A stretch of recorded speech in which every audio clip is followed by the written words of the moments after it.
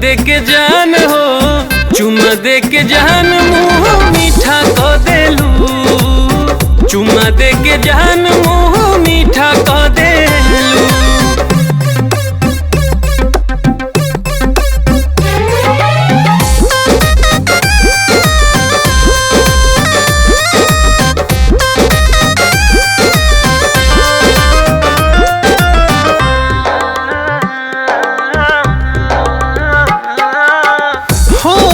हमरो सपनवा सच हो, होते होठवा से होठवा ही टच हो। प्यार के भयल शुरुआत बाटे हो, अब ही से जवाना बाकी मुलाकात बाटे हो। उड़े लगनी आकाश रानी का कह देलू, उड़े लगनी आकाश रानी का कह देलू है। चुमा दे के जान हो, चुमा दे के जान मुँह मीठा क देलू, चुमा दे के जान मुँह मीठा क देलू।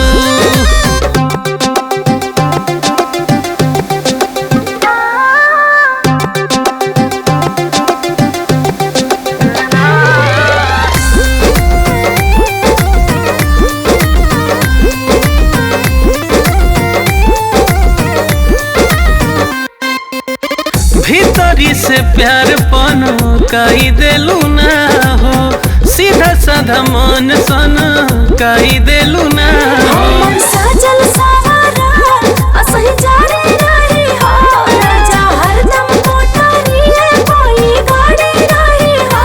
साचो मनवा के हरियर बगीचा क देलू, मनवा के हरियर बगीचा क देलू।